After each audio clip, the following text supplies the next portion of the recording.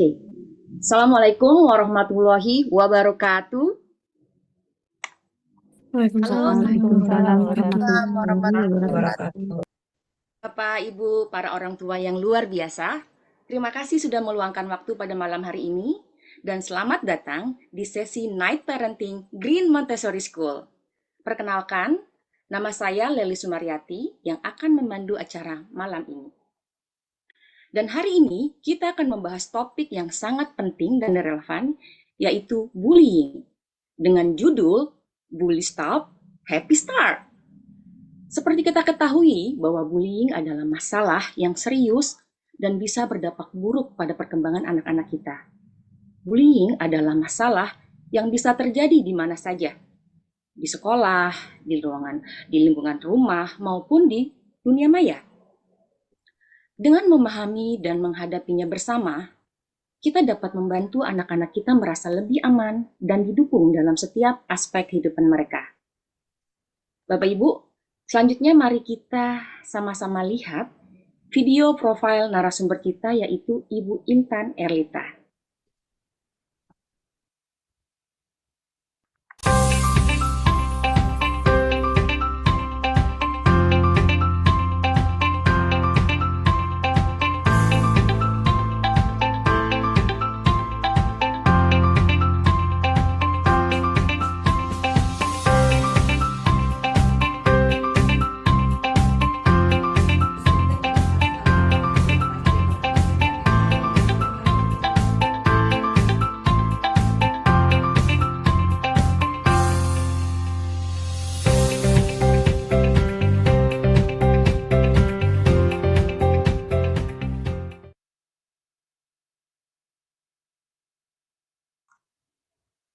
Baik, tadi kita sudah lihat profil Ibu Intan bersama-sama. Ibu Intan ini memiliki banyak pengalaman di bidangnya dan sudah menjadi pembicara di berbagai acara. Selanjutnya saya akan membacakan agenda kita, yaitu sebagai berikut. Yang pertama adalah opening, kedua presentasi oleh Ibu Intan, Q&A, dan closing. Lalu akan ada foto bersama di akhir acara ya Bapak Ibu ya. Baik Bapak Ibu, untuk memulai, sebelum kita masuk ke diskusi utama, saya ingin kita melakukan kegiatan sederhana untuk membuka diskusi. Kegiatan ini disebut emoji ekspresi. Jadi saya akan menampilkan beberapa situasi terkait bullying, dan saya ingin Bapak Ibu memilih emoji yang paling mewakili perasaan Bapak Ibu tentang situasi tersebut di kolom react. Jadi kalau Bapak Ibu lihat di screen Zoom di bagian bawah itu ada kolom react. Jadi nanti bisa dipilih perasaannya melalui kolom react tersebut. Baik, saya akan tampilkan situasi yang pertama. Jadi di sini ada gambar seorang anak yang dibully oleh temannya, lalu dilihat oleh dua orang temannya, namun dua orang temannya ini tidak membantu atau menolongnya. Bagaimana nih perasaan Bapak atau Ibu terkait situasi ini? Boleh ditampilkan?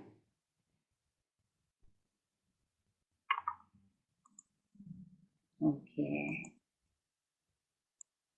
Sedih, kecewa pasti ya. Oke, barangkali Bapak Ibu ada yang ingin sharing perasaannya secara langsung nih terkait gambar ini. Ada? Oke. Saya lanjut saja ya. Saya lanjut saja dengan gambar yang kedua. Oke, nah ini ada gambar seorang anak perempuan yang mengalami bullying di dunia maya. Akibatnya, anak tersebut merasa sedih, tertekan, bahkan bisa menjadi stres ya. Nah, bagaimana nih perasaan Bapak Ibu terkait situasi ini? Atau bagaimana jika anak-anak kita mengalami situasi seperti ini? Apa yang Bapak Ibu rasakan? Silakan dipilih Bapak Ibu. Oke, sedih ya pasti ya, sedih, kecewa, marah pastinya ya. Barangkali ada yang ingin sharing pendapat atau emosinya secara langsung? Oke. Terima kasih Bapak Ibu telah berpartisipasi dalam kegiatan sederhana tadi.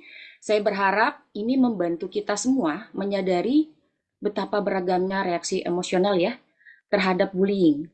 Sekarang, eh, mari kita lanjutkan dengan diskusi utama kita malam ini, di mana kita akan mengeksplorasi apa itu bullying, dampaknya pada anak-anak kita, lalu strategi apa yang dapat kita gunakan untuk membantu mereka menghadapi situasi ini. Tentunya bersama narasumber kita yang kompeten dan terpercaya dalam hal ini, yaitu Ibu Intan Erlita. Kepada Ibu Intan, waktu dan tempatnya kami persilahkan.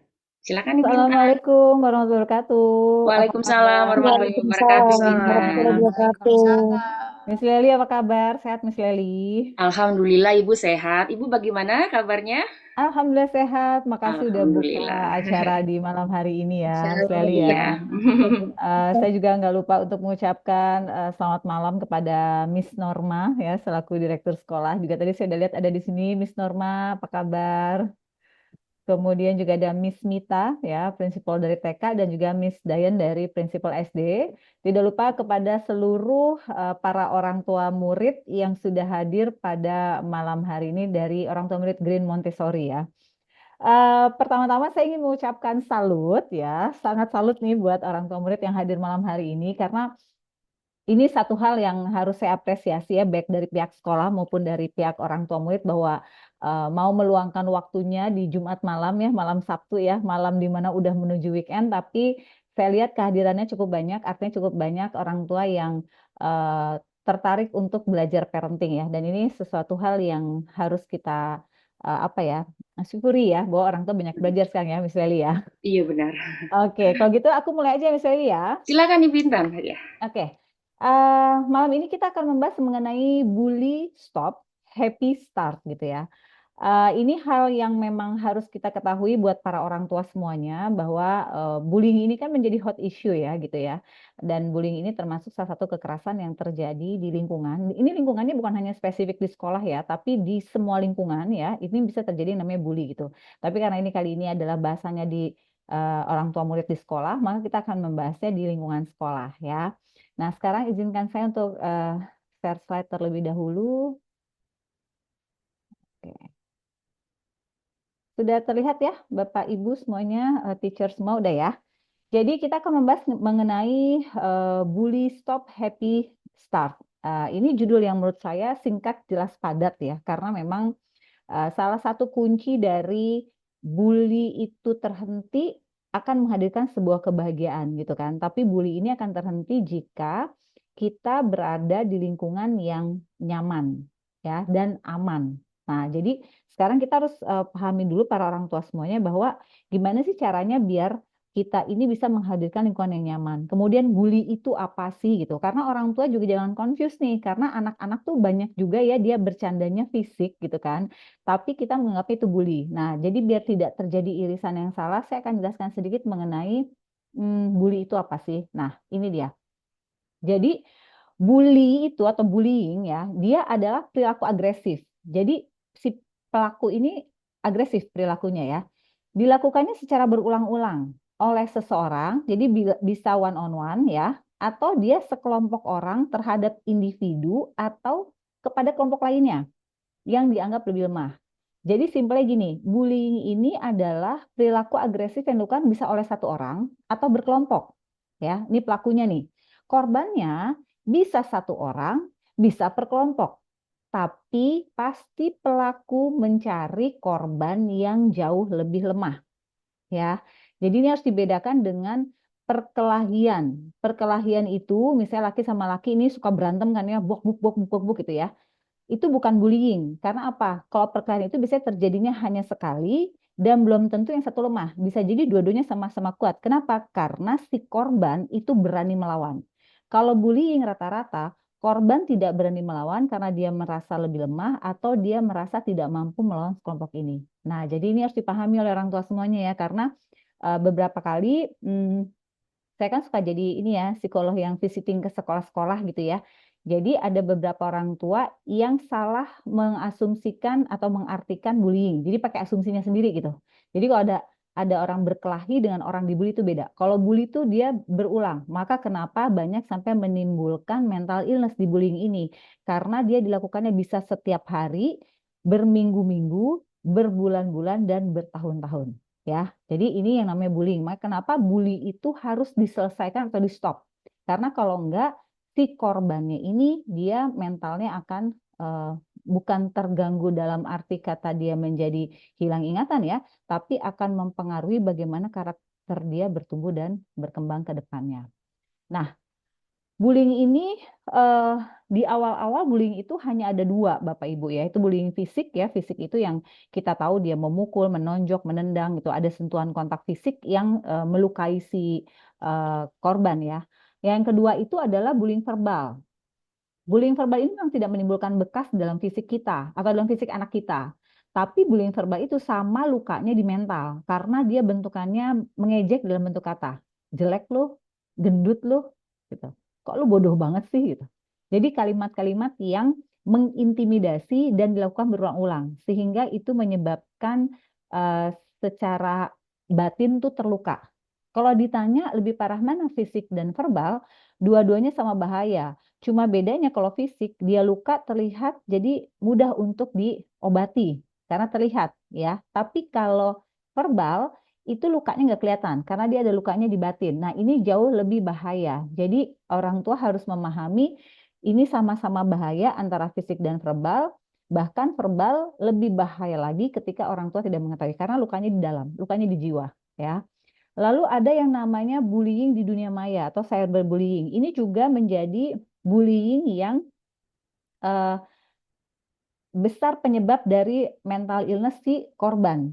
Dan ini menjadi yang terbesar sekarang saat ini karena kita tahu ya dunia maya saat ini siapapun bisa mengomentari, siapapun bisa apa namanya melakukan hal apa yang dia inginkan. Bahkan di beberapa temuan saya itu ada memang sekelompok anak yang dia membuat satu account fake gitu ya yang isinya teman-temannya dia semua hanya khusus untuk men-share foto-foto candid dari si korban. Bayangin, seniat itu loh anak-anak sekarang membuli. Kenapa? Karena menurut mereka, kalau di sekolah kan ketahuan, ya kan? Sehingga mereka nggak melakukan apa-apa di sekolah. Mereka mengintimidasi, tidak melakukan sentuhan, enggak, dia nggak melawan dengan kata-kata, enggak. Tapi dia mengintimidasinya di dunia maya. Dan ini banyak banget. Atau dengan komentar-komentar negatif. Kalau ditanya seberapa parah, saat ini di sosial media ini yang tertinggi impact-nya. Kenapa? Karena kita harus sadari anak-anak sekarang itu eh, menganggap dunia maya itu adalah bagian dari hidup mereka. Nah, ini yang harus para orang tua sadari. Kita harus memberikan kesadaran kepada anak-anak kita bahwa real life-nya mereka tuh dunia nyata. Tapi sekarang banyak anak-anak yang confused, dia merasa bahwa dunia maya mereka adalah dunia nyata mereka. Sehingga ketika mereka mendapatkan eh, kata-kata negatif, ketika mereka mendapatkan hal yang tidak menyenangkan di dunia maya, itu akan mempengaruhi dunia nyata mereka.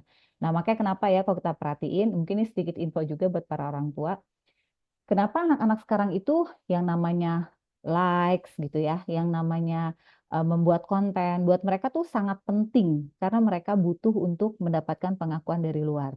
Nah, nanti ini ada kaitannya dengan kenapa anak-anak sekarang begitu gampang jatuh mentalnya ketika dia mendapatkan hal yang tidak nyaman di dunia maya. Nah, momen-momen kayak gini tuh dimanfaatkan oleh pelaku untuk dia membuli di dunia maya ya. Lalu yang terakhir, ini juga yang nggak boleh orang tua tutup mata ya.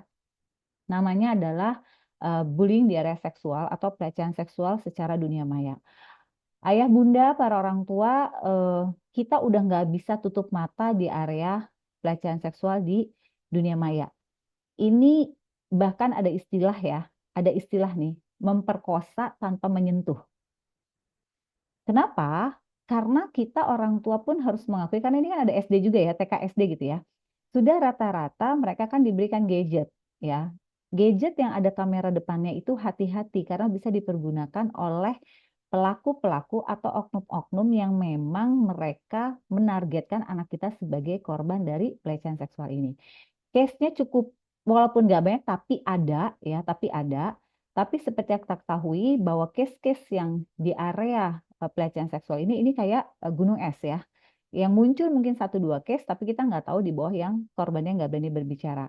Jadi para orang tua pahami ada tipe-tipe yang sekarang tipe-tipe bullying ini yang menjadi concern. Bahkan kalau misalnya saya ikuti gitu ya, sekarang tuh tipe bullying banyak banget macam-macamnya. Dengan seiring perkembangan zaman, memang gaya-gaya ngebully juga makin banyak, makin tinggi gitu ya. Ini bukan membuat kita menjadi ketakutan, sehingga akhirnya kita posesif kepada anak eh, secara tidak masuk akal. Tapi ini adalah bentuk ilmu buat kita untuk menghadirkan apa? Awareness, kesadaran. Berarti apa yang harus saya berikan kepada anak saya? Karena nggak mungkin dong dengan adanya hal-hal kayak gini membuat kita mengurung anak kita atau posesif yang tidak beralasan. Sementara anak kita juga harus tumbuh dan kembang dan mempunyai social life yang juga maksimal.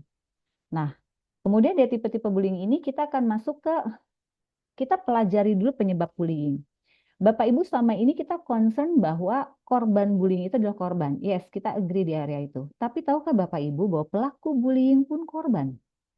Korban dari apa? Pola asuh yang salah.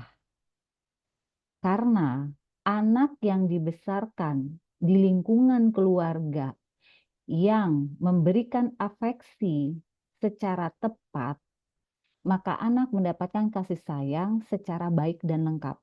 Anak-anak yang berada di lingkungan keluarga yang hangat, memberikan afeksi yang hangat, peran orang tua itu hadir lengkap, baik ayah maupun ibu, maka cenderung dia nggak akan menyakiti orang lain. Bahkan untuk menyakiti hewan pun dia nggak mau. Kenapa? Karena hatinya full dengan kasih sayang. Nah, jadi kenapa kok ada orang menjadi pelaku bullying? Apalagi pelaku bullying ke sini kalau Bapak Ibu perhatikan, zaman kita dulu justru udah ada. Ingat nggak Bapak Ibu ya? Zaman kita udah ada kan namanya bullying ya. Kalau yang seangkatan sama saya orang tuanya dulu ingat namanya gencet-gencetan. Betul nggak sih? Cuman kalau zaman dulu mentok-mentok kita main kata-katanya nama orang tua. Betul nggak sih? Nama orang tua kita sebutin kita ledek-ledekin ya. Tapi kalau diajak berantem udah nggak jadi gitu. Itu mentok banget tuh. Kenapa pelaku sekarang yang viral-viral kalau belum mukulin korbannya sampai semaput atau sampai luka parah, bahkan di beberapa case sampai meninggal, itu nggak berhenti. Jadi bisa bayangin nggak, ini pelaku punya masalah di area memanage emosinya, punya masalah mengontrol rasa marahnya. Penyebabnya kenapa? Nah, ini salah satunya. Ingin adanya pengakuan bahwa dia ingin diakui, dia kuat, dia punya kuasa. Maka kenapa tadi dikatakan di area yang awal saya mengatakan bullying itu adalah perilaku agresif yang dilakukan sekelompok atau seseorang yang kuat dan yang dia tindas adalah yang lemah karena dia pengen pengakuan. Ayah bunda penting bagi kita memberikan pengakuan atau validasi kepada anak kita. Hebat ya anak bunda ya, hebat anak ayah. Ayah seneng deh kamu bisa kayak gitu. Itu pengakuan sepele, tapi sebenarnya membentuk karakter anak. Karena anak yang nggak pernah mendapatkan pengakuan seperti itu, akhirnya jiwa dia, manusia itu kan butuh pengakuan. Kita pun kenapa kita ingin punya prestasi, berkarir, punya pencapaian di karir, karena kita ingin mendapatkan pengakuan. Dan itu sangat normal. Itu sangat normal. Nah, tapi kalau itu nggak didapatkan, maka anak akan menciptakan caranya dia untuk mendapatkan pengakuan. Masalahnya dia nggak diajarin. Maka dia mencari pengakuan dengan cara yang salah. Yang kedua, harusnya nyambung ya. Tidak adanya kematangan emosional. Tidak adanya kematangan emosional itu gimana? Bapak Ibu, ini kan anak-anaknya masih TK, masih SD. Udah diajarin belum ngomong gini? Kamu sedih ya sayang ya? Iya, sedih. Kalau sedih boleh, nggak apa-apa, tapi jangan lama-lama ya. Nangisnya jangan teriak-teriak ya, jangan guling-guling ya. Sedihnya kenapa? Pernah nggak diajarin? Ayah tahu kamu marah, ayah tahu kamu kecewa. Tapi marahnya jangan banting-banting barang, nak. Pernah nggak diajarin marah itu apa? Karena anak-anak yang nggak ngerti kematangan emosional, begitu dia merasakan marah, dia nggak ngerti bagaimana cara menangani marah, maka dia akan mengeluarkan dengan caranya dia. Terlebih kalau misalkan ya, di rumah sering terjadi misalnya, mudah-mudahan di sini nggak ada ya. Orang tua marah pukul anaknya. Orang anak melihat ibu bapaknya saling teriak-teriakan kasar, saling pukul. Maka anak menangkap sinyal apa? Oh berarti kalau saya marah, nggak apa-apa saya teriak-teriakin orang. Oh nggak apa-apa saya mukul orang, karena saya lihat di rumah saya hal itu seperti hal yang wajar. Jadi kematangan emosionalnya kurang ada. Sehingga anak bisa melakukan hal yang negatif. Lalu kurangnya empati. Empati, simpati itu bukan teori, tapi perlu dicontohkan. Pernah nggak dicontohkan? gitu. Lalu pengaruh lingkungan. Nah, baru masuknya lingkungan. Sekarang kita suka kebalik soalnya nih ayah bunda nih. Kalau kita melihat anak kita menjadi nakal, tanda kutip ya, atau menjadi perilakunya berbeda, pasti yang kita salahkan ini gara-gara dia main sama si A nih. Ini gara-gara dia main sama si B nih. Waktu itu kayak ini sebelum main sama dia baik-baik aja. Waktu itu kayak sebelum di sekolah di sini dia baik-baik aja. Kenapa dia sekarang pas sekolah begini begini begini begini begini? Oke, pertanyaan saya simpel. Kalau sampai anak kita mudah terpengaruh pada lingkungan, berarti benteng dia untuk memfilternya terbentuk baik nggak di rumah? Nah, jadi pengaruh lingkungan, yes, agree, itu menyebabkan orang bisa menjadi salah satu pelaku bullying. Tapi anak-anak yang dihadirkan karakter yang kuat dari kecil, maka ketika nanti di SMP, SMA, ada pengaruh buruk, dia bisa memfilter ini baik atau tidak. Nah, yang terakhir, ya, pola asuh yang salah dalam keluarga.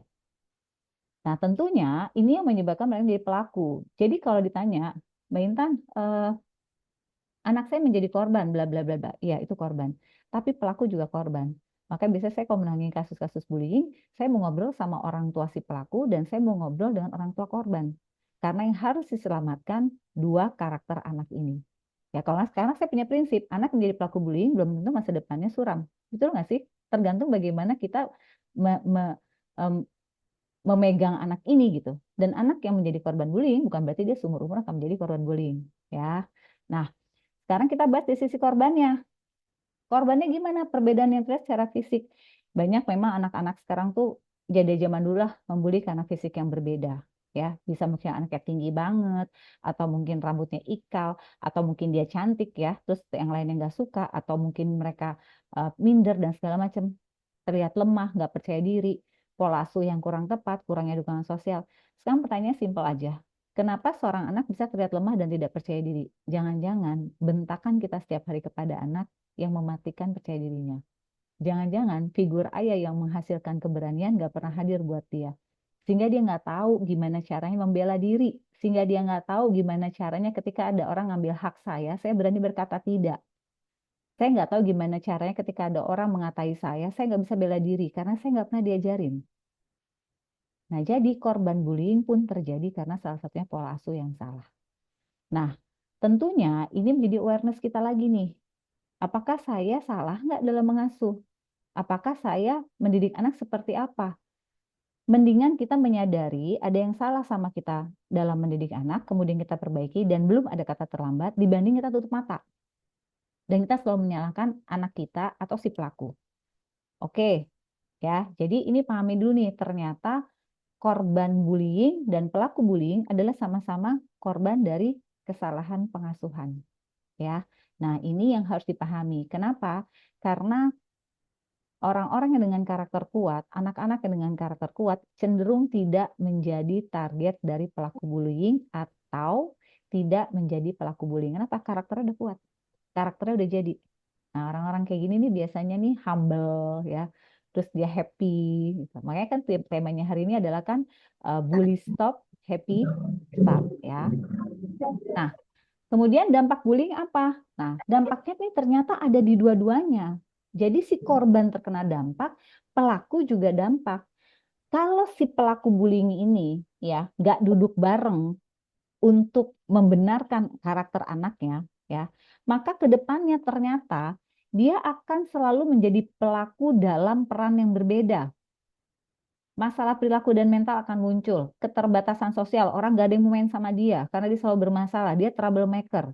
Dewasanya nanti ketika nanti dia bekerja, dia nggak bisa menyelesaikan masalah, dia marah, dia uring-uringan, dia bisa ngajak berantem teman rekan kerjanya. Kenapa? Karena dia nggak ngerti gimana dia menghadapi permasalahannya. Risiko kriminalitas bisa itu terjadi. Lalu gangguan kesehatan mental sangat bisa. Yang terakhir adalah ternyata kurangnya kesadaran terhadap dampak perilaku. Jadi kalau dikatakan pelaku ini tidak mendapatkan penanganan yang tepat, ini bisa mempengaruhi ke depannya mereka. Tapi kalau mereka ditangani dengan tepat, maka ini akan menyelamatkan masa depan mereka. Ya, ini buat pelaku nih. Kalau buat korban bullying gimana? Kesehatan mentalnya terganggu? Ya, tiap hari dibully, tiap hari diintimidasi, ya. Terus kesehatan fisiknya terganggu. Kalau sudah mentalnya terganggu, dia nggak mau sekolah, dia sering nangis, bahkan dia gemeteran di beberapa case kalau mau sekolah, bahkan denger nama sekolahnya aja dia udah sampai gemeteran. otomatis fisik bisa terganggu. Namanya psikosomatis. Ketika pikiran sudah negatif, fisik terganggu. Jadi lemah, gampang sakit, kurus, kemudian pucat terus mukanya, nggak bergairah. Timbullah trauma. Nah, muncul kan akhirnya kan, muncullah dia trauma akademis yang tadi nilainya bagus, nilainya turun. Padahal ini anak pintar sebenarnya. Mulai dia mengisolasi sosial, dia nggak suka berteman banyak, sendirian, mojok, di rumahnya juga dia nggak tahu kemana, orang tuanya nggak ada, dia di kamar. Dia nggak punya siapa-siapa akhirnya. Dan akan mempengaruhi jangka panjang seseorang. Saya ada sedikit case ya. Jadi 2 tahun yang lalu, anak kelas 6 SD datang ke saya sama ibunya. Ya, waktu datang dia pakai masker karena waktu itu memang lagi zaman COVID, tapi udah mulai reda ya. Jadi saya terima tuh offline. Waktu datang ke ruang praktek saya, ini anak gak berani lihat saya. Dia pakai kupluk perempuan ya anaknya nih ya. Dia pakai kupluk, dia tutupin sampai setengah matanya. Mukanya dia tutup pakai masker. Jadi saya hanya ngeliat tuh tulang hidungnya aja ya. Saya tanya namanya, ini anak suaranya nggak kedengeran. Terus terang saya mau nangis karena anak ini seumur sama anak saya pada waktu itu, ya. Terus saya tanya, nama kamu siapa? Disebutlah namanya. Saya sampai nggak dengar karena desir banget gitu. Terus saya ulang, nama kamu siapa? Gitu. Dia jawab tapi nggak kedengeran. Pas saya coba pegang tangannya, kelihatan banget dia insecure karena begitu tangannya saya pegang dia gemeteran yang kayak habis ngeliat sesuatu yang serem. Waktu itu sama ibunya, ya. Ibunya saya suruh keluar akhirnya. Akhirnya anak ini mau ngobrol, dia mulai mau buka kupluknya setelah ngobrol sekitar 15 menit, 20 menit. Terus saya ngobrol lagi, untuk membuka maskernya cukup lama, saya butuh waktu lebih lama sampai akhirnya dia confidence membuka maskernya. Tapi matanya menunjukkan dia nggak nyaman. Tahu nggak Bapak Ibu yang buat saya terpukul apa? Anak ini ternyata dibully teman sekelasnya dari kelas 2 SD. Dan dia baru berani mengungkap itu di kelas 6 SD. Jadi berapa tahun tuh dia menyimpan itu? 4 tahun ya. Lalu saya panggil ibunya. Ibu tahu nggak kalau anak ibu ini selama 4 tahun mendapatkan perlakuan tidak nyaman dari teman kelasnya. Yang bikin saya menyedihkan ternyata ibunya tahu. Dan ibunya menganggap anaknya terlalu lemah. Lawan dong nak, masa gitu aja nggak tahu. Lalu saya bilang apa? Ke ibunya, strike saya ngomong. Ini ibu yang salah. Sehingga hasilnya anak ibu hari ini. Jadi buat saya harus ibu yang ngobrol sama saya dulu, baru kita bisa benarkan sama-sama anak ibu. Jadi banyak di luar sana orang tua yang tahu anaknya terintimidasi, tahu anaknya punya masalah, tapi pura-pura nggak tahu. Buat saya, anak ini masih panjang masa depannya. Kelas 6 SD, nggak berani natap dunia, bayangin nggak berani. Ini pukulan telak sih buat orang tuanya. Nah, poinnya apa saya ngomong ini? Ibu, kita orang tua, ayah, kita orang tua, kita tuh udah dikasih sinyal sama sang pencipta kita. Kita tuh dilengkapi dengan sinyal ya. Masya Allah kita diciptakan dengan luar biasa.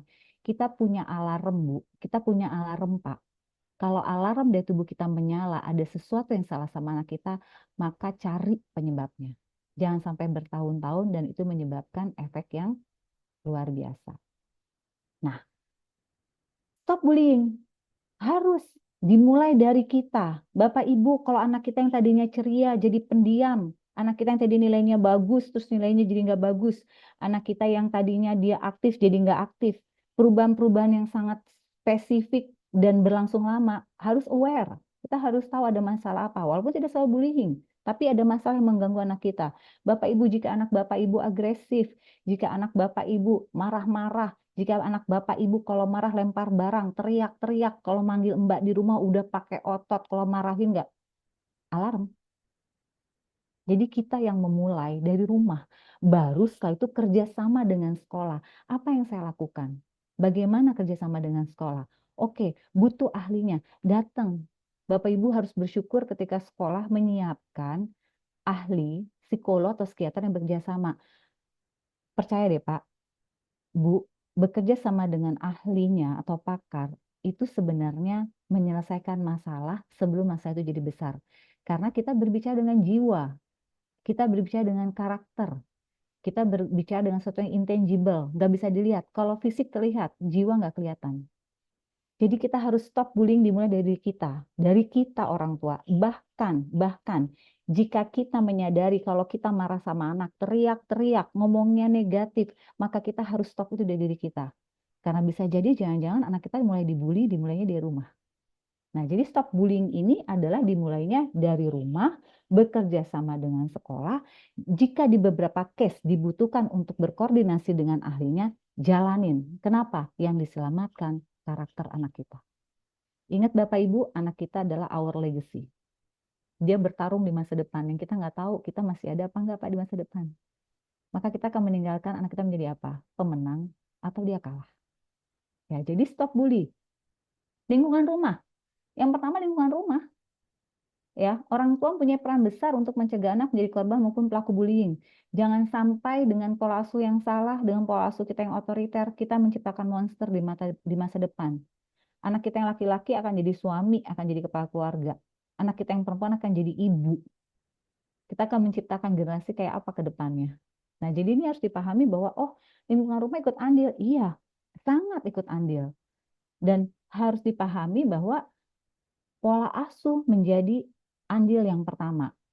Maka kenapa suka dibilang kan eh, dulu ya zaman saya pertama kali belajar jadi psikolog, udah lama banget. Itu susah banget cari ilmu parenting Bapak Ibu. Sekarang ilmu parenting bertebaran, tinggal dari kita aja mau apa enggak belajarnya. Makanya saya bilang saya salut nih sama para orang tua yang mau hadir webinar malam hari ini. Kemudian kita belajar parenting. Karena mudah-mudahan dari pertemuan malam hari ini timbul kesadaran, oh ternyata pola asuh itu harus dicari ya. Iya, karena satu hal harus pahami bahwa anak kita legacy kita. Pak, Bu, anak kita legacy kita. 10 tahun, 20 tahun mendatang, itulah pertarungan mereka. Apa yang akan kita tinggalkan buat mereka?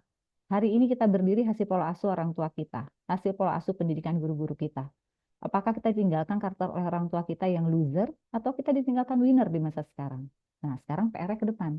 Kita mau meninggalkan anak kita dalam karakter apa nih? Nah, itu yang harus dipahami bahwa ternyata lingkungan rumah itu mempunyai andil yang cukup besar untuk menjadikan anak tidak menjadi korban maupun pelaku dari bullying.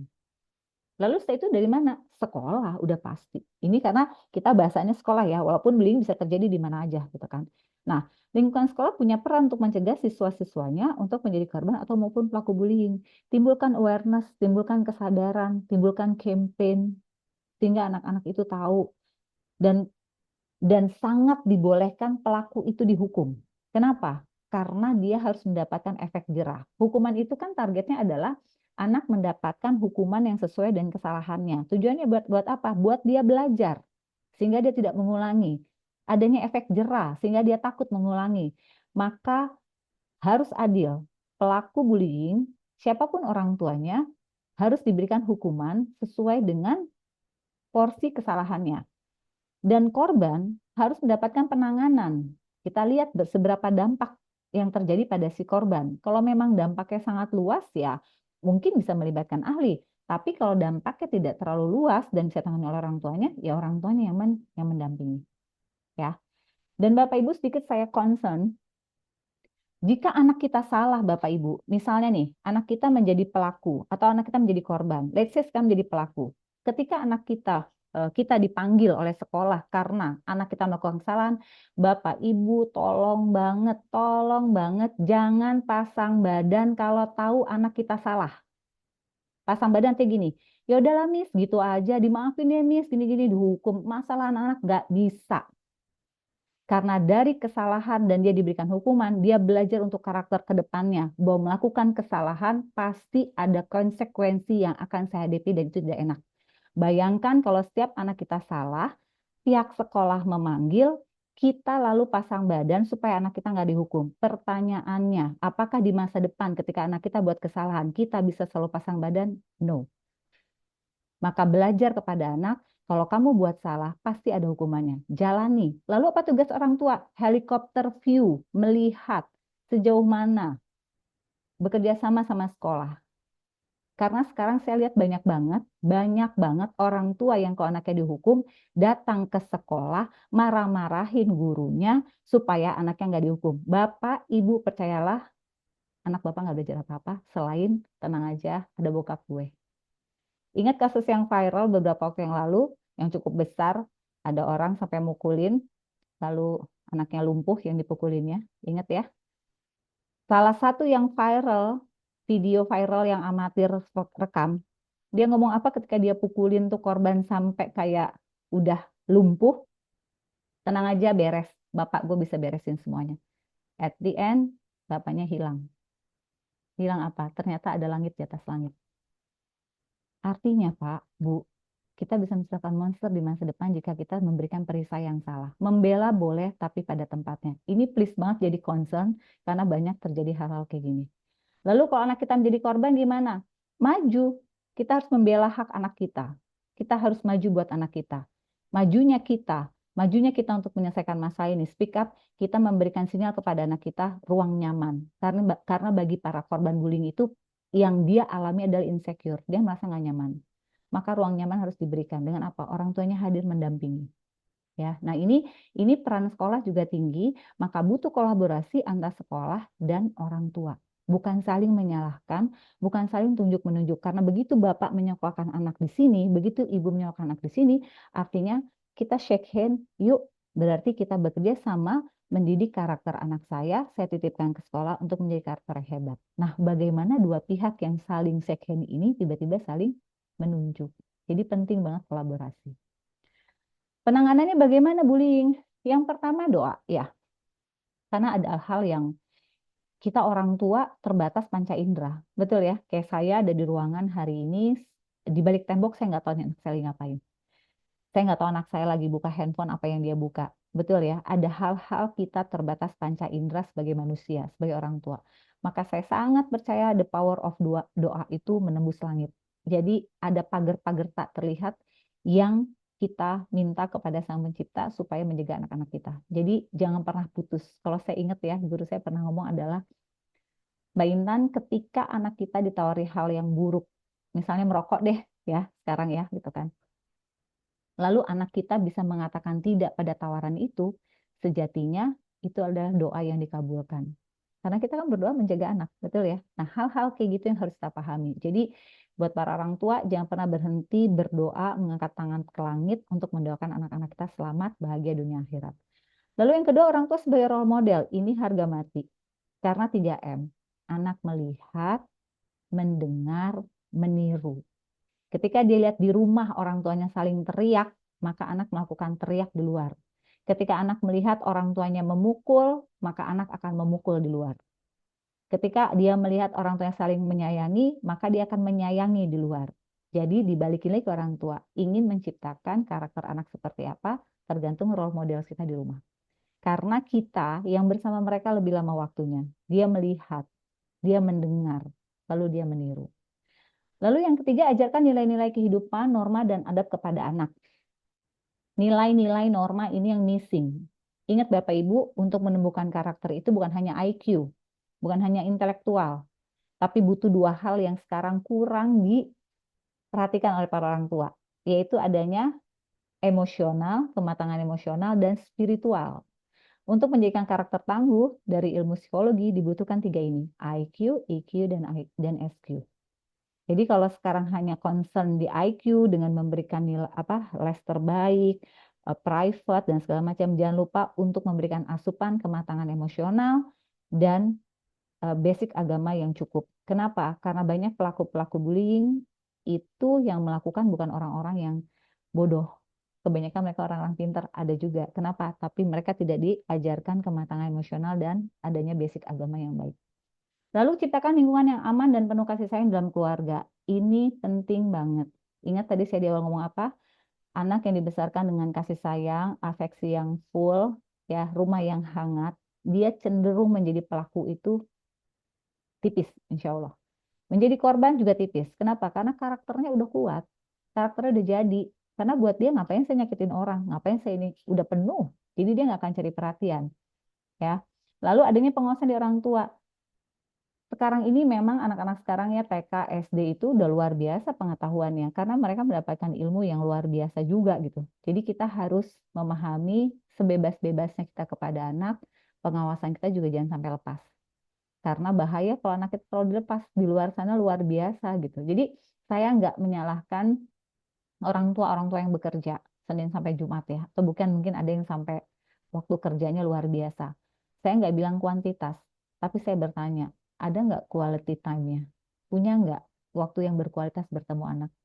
Jadi bukan tentang seberapa sering, tapi tentang seberapa berkualitasnya kita pada saat kita bertemu anak. Karena anak butuh banget figur ayah dan figur ibunya.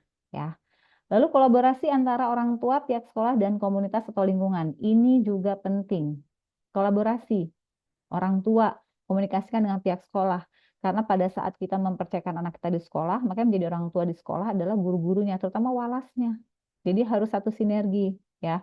Kemudian komunitas atau lingkungan, orang tua melek, aware, anak saya mainnya sama siapa, teman dekatnya siapa, siapa teman dia bergaul, itu harus banget kita tahu.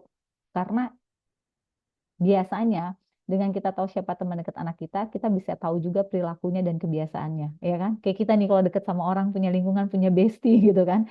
Kita sedikit banyak gaya kita sama dengan mereka. Bahkan cara berpakaiannya pun sama. Jadi kita orang tua harus tahu dengan siapa anak saya bermain. Dengan siapa anak saya setiap hari menghabiskan waktunya kalau di luar jam kelas. Itu kita harus melek banget. Dan anak-anak sekarang dari segi pubertasnya juga maju ya Bapak Ibu, anak kelas 4 SD udah mulai beberapa puber gitu kan. Bapak Ibu harus tahu nih udah ngajarin belum pendidikan seks sejak dini ya. Jadi kita tuh harus banyak-banyak melek. Kenapa? Jangan sampai kita nggak memberikan informasi tapi anak kita mendapatkan informasi yang salah di luar ya, termasuk bullying. Jangan sampai anak kita mendapatkan pengertian yang berbeda tentang bullying sehingga anak kita merasa bahwa apa yang dilakukan ada hal yang biasa, padahal itu sebenarnya kategorinya bullying. Ya, jadi kita benar-benar harus melakukan kolaborasi antara kita orang tua, pihak sekolah, dan lingkungan di sekitar anak-anak kita.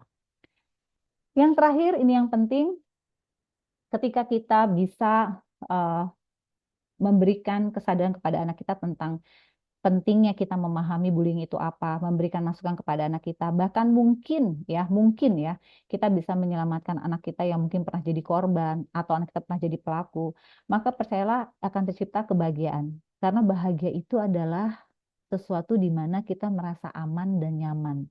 Jadi jika anak kita berada di lingkungan yang buat tinggal nyaman, maka itu nggak akan terjadi kebahagiaan. Bahagia itu sesuatu yang ketika dia sekolah, dia enjoy, dia bisa belajar, dia bisa berprestasi. Dia pulang ke rumah, orang tuanya hangat, ya, orang tuanya ada, mengapresiasi, maka itu kebahagiaan buat anak. Karena buat anak itu bahagia itu adalah ketika dia bisa maksimal baik di rumah maupun di sekolah. Dan kita yang menciptakan itu semua, kolaborasi antara pihak sekolah dan pihak orang tua itu menjadi bahagia bagi anak-anak. Karena kita harus membaca kacamata bahagia di sini dari versinya anak kita, bukan dari versi kita. Karena kita orang tua tuh harus melihat semua sesuatu tuh dari sudut pandang dan kacamata yang berbeda. Baik, mungkin itu saja Miss Lely untuk sharing saya hari ini. Bisa kita lanjutkan dengan sesi yang lainnya. Terima kasih. Oke, baik, terima kasih Ibu Intan. Sama-sama. Alhamdulillah, tadi kita sudah bersama-sama mendengarkan penjelasan dari Ibu Intan. Kita akan lanjutkan langsung saja Ibu Intan ke sesi pertanyaan, namun sebelumnya kita akan lihat bersama-sama dulu video berikut ya. Ya.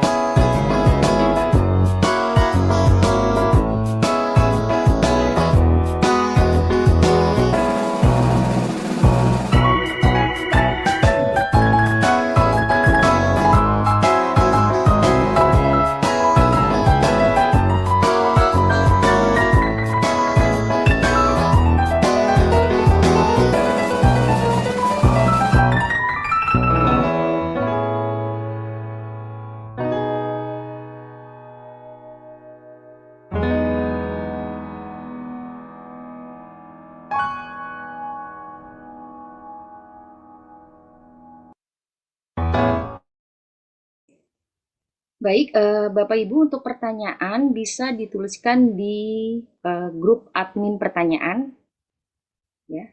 Oke, bisa langsung dituliskan di situ.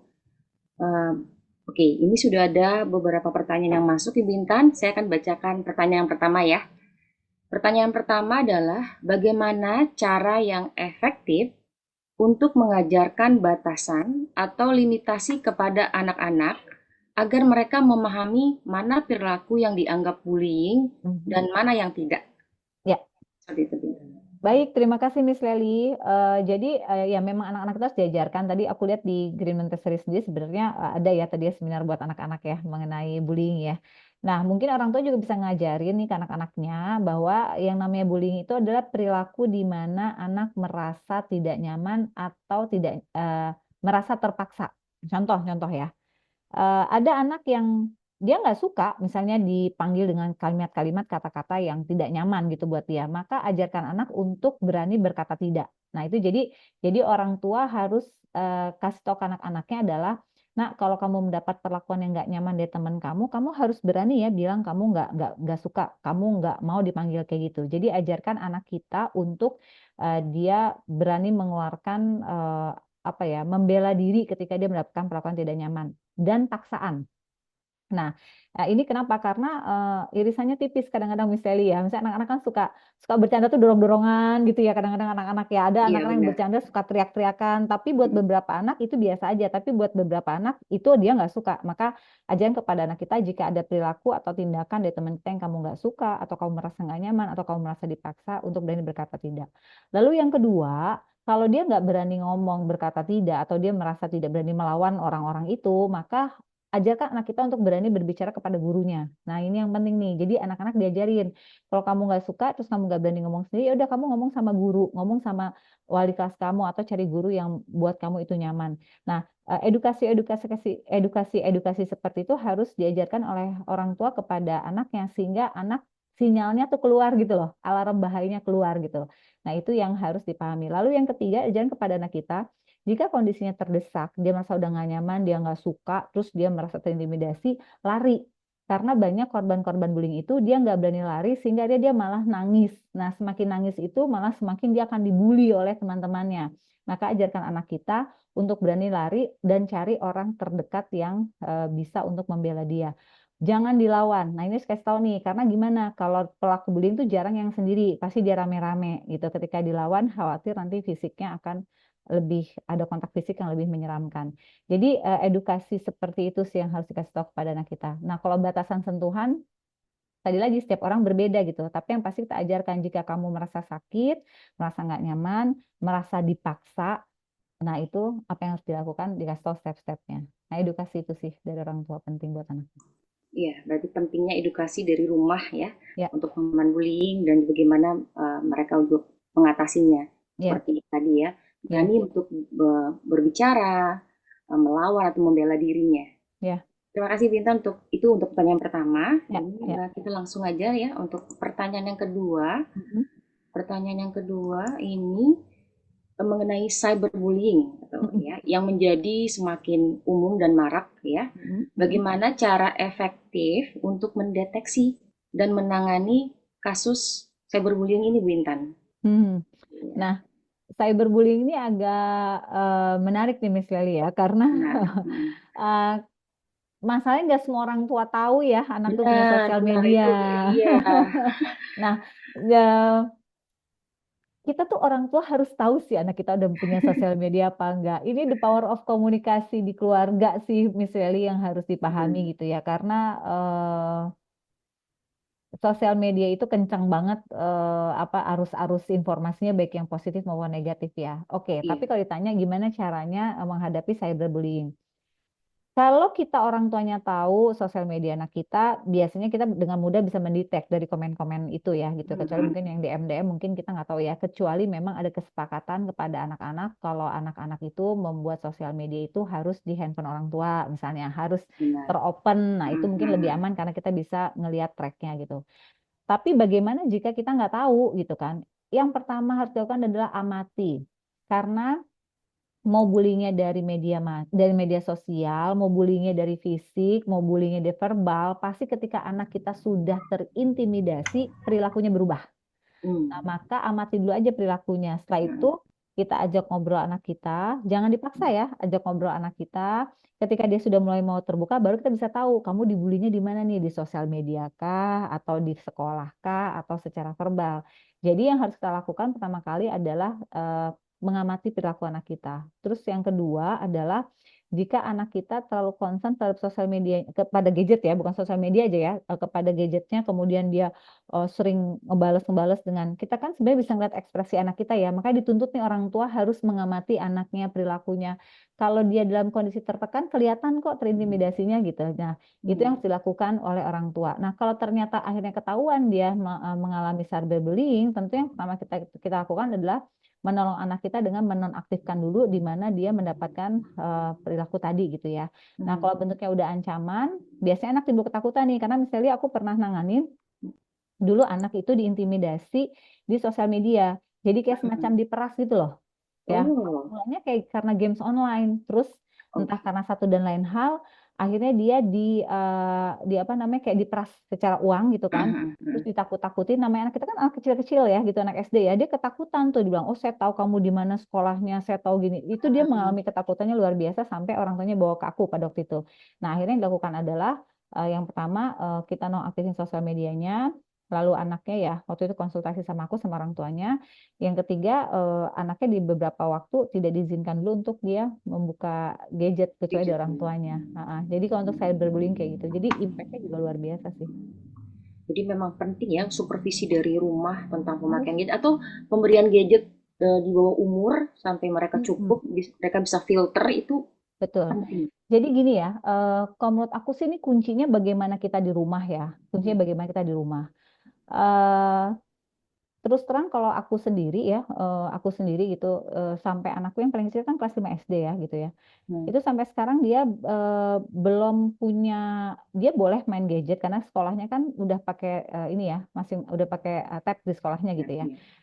Tapi saya belum mengizinkan dia untuk punya nomor WhatsApp ya. Kadang-kadang WhatsApp, sampai ya. anak saya tuh bilang misalnya, Bunda temen aku udah punya grup, ya nggak apa-apa kan Bunda masuk grup WhatsApp. Lebih ke arah saya ingin melihat anak saya udah mampu atau belum memfilter gitu. Benar, ya. Jadi ibaratnya gini, orang tua dibebaskan, bukan berarti ngikutin cara saya, enggak juga, karena gini, setiap pola asuh itu diterapkan sesuai dengan karakter anak-anak kita, gitu ya. Kalau kita sudah merasa anak kita sudah cukup mampu bertanggung jawab, silahkan. Tapi saran saya nih, sebelum kita membolehkan anak kita punya sosial media, ada do and don'ts yang harus orang tua sebutkan pada Hmm. anak-anak. Itu rules of the game-nya. Jadi Hmm. contoh misalnya, kalau anak-anak masih kecil tapi dia punya sosial media, saya akan meminta anak itu untuk membuka akun sosial media di saya gitu.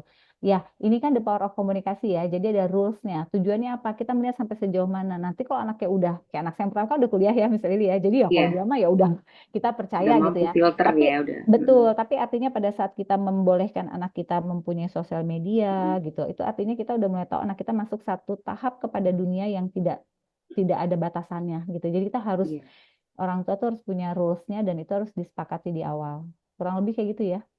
iya, iya. Baik. Terima kasih Bintan. Sama-sama. Ada pertanyaan yang ketiga. Hmm. Ini pertanyaan yang ketiga ini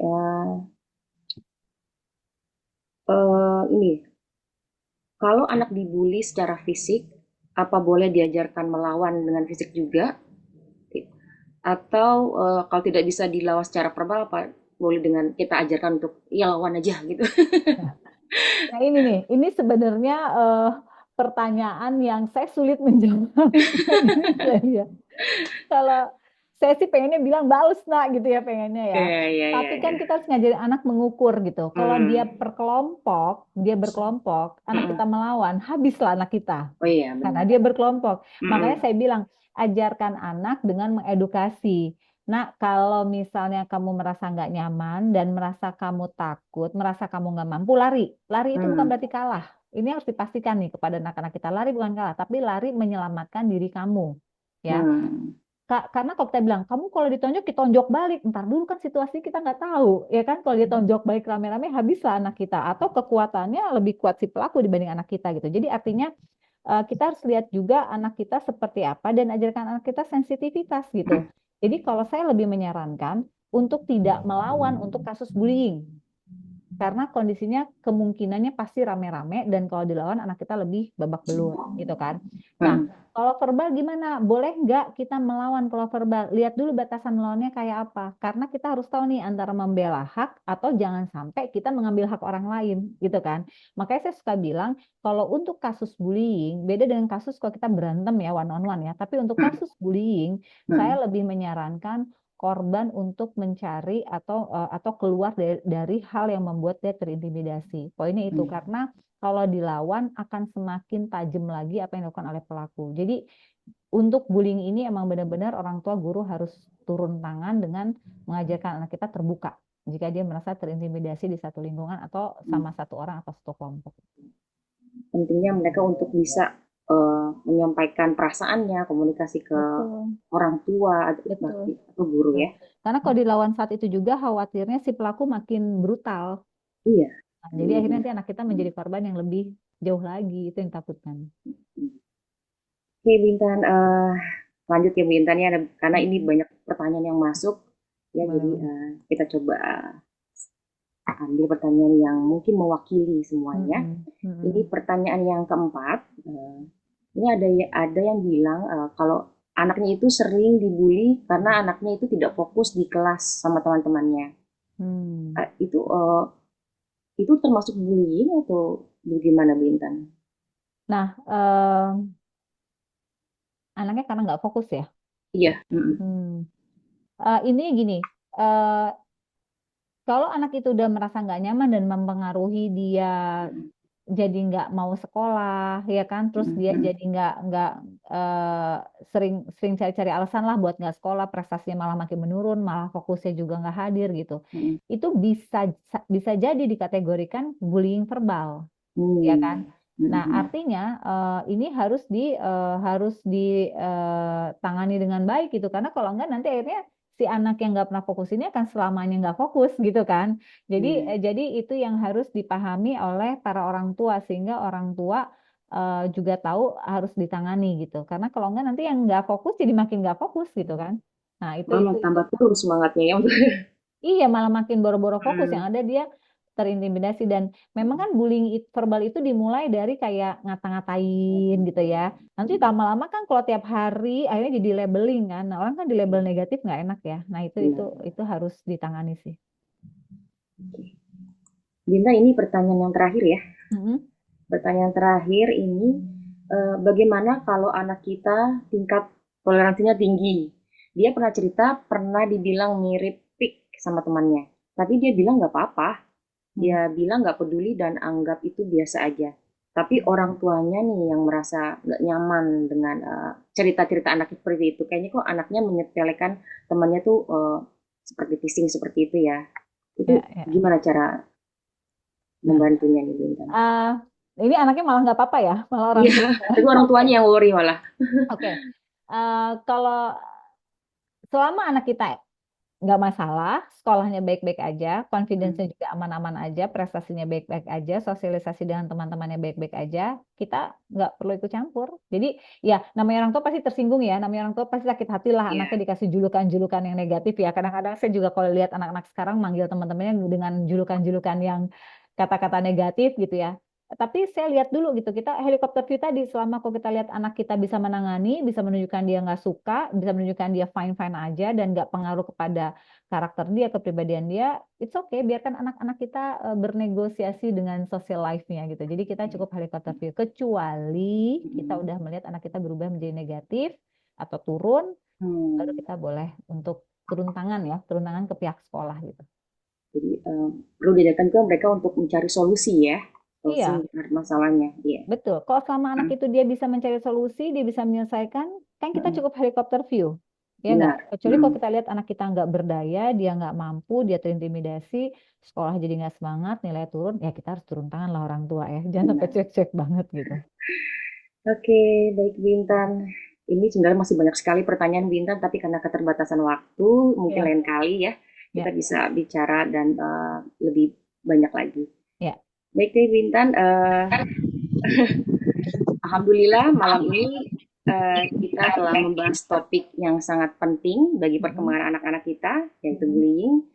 Eh, Sebelumnya saya ingin kita semua nih mengambil waktu sejenak untuk merenungkan apa yang telah kita pelajari atau diskusikan malam ini.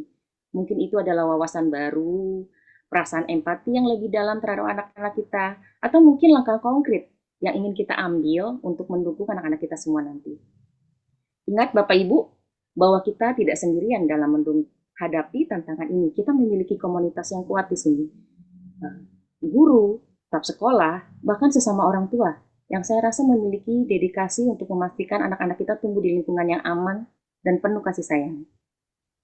Sebelum kita mengakhiri malam ini, saya ingin kita semua meninggalkan satu kata harapan di kolom chat. Bapak Ibu boleh pikirkan satu kata yang ingin Bapak, Ibu, anak-anak kita rasakan di masa depan terkait dengan apa yang kita bicarakan malam ini. Mungkin itu rasa kata aman, diperhatikan, atau berani. Ya, nanti saya akan bagikan nih kata-kata tersebut sebagai pengingat dari komitmen kita malam ini. Silakan dituliskan ya, Bapak Ibu, kata harapannya di kolom chat.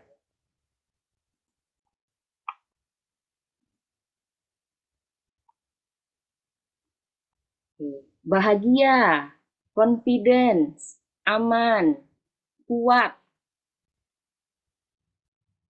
apalagi nih, percaya diri, bahagia, banyak berani, bahagia, tangguh, insya Allah, sehat lahir dan batin. Oke, cinta, hebat, oke, semangat, bertanggung jawab, percaya diri, kuat, pantang menyerah, happy dan stronger, mandiri, wah, bahagia lagi, empati, peduli, dipertemukan dengan yang baik-baik. Iya, amin. Bertakwa, beruntung. Oke, banyak sekali kata-kata harapannya. Oke, baik Bapak Ibu, terima kasih atas partisipasi dan dukungannya malam ini. Kata-kata harapan ini adalah pengingat bahwa bersama-sama kita dapat menciptakan dunia yang lebih baik dan aman bagi anak-anak kita semua.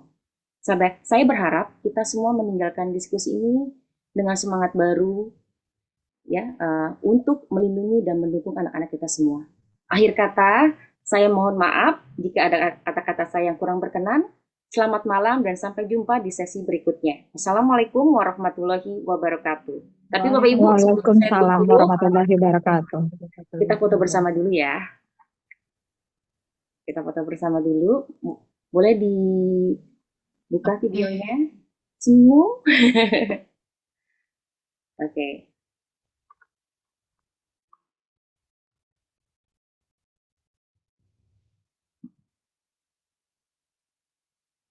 Oke. Eh, Oke, slide yang pertama. Siap ya. Satu, dua, tiga. Oke. Yang kedua. Satu, dua, tiga. Oke, berikutnya. Slide berikutnya. Oke. Satu, dua, tiga. Oke. Berikutnya. Oke. Satu, dua, tiga. Dan slide yang terakhir. Satu, dua, tiga. Oke. Baik, terima kasih Bapak Ibu atas waktunya malam ini.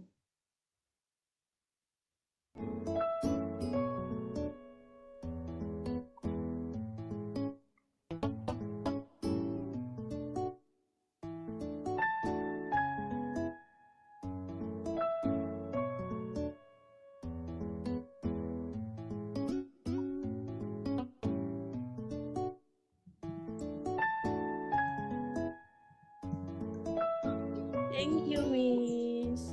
Sama-sama Ibu. Assalamualaikum. Waalaikumsalam. Terima kasih, Miss. Assalamualaikum. Waalaikumsalam. Terima Terima kasih semua. Thank you. Waalaikumsalam. Semuanya. Sehat selalu semuanya. Waalaikumsalam.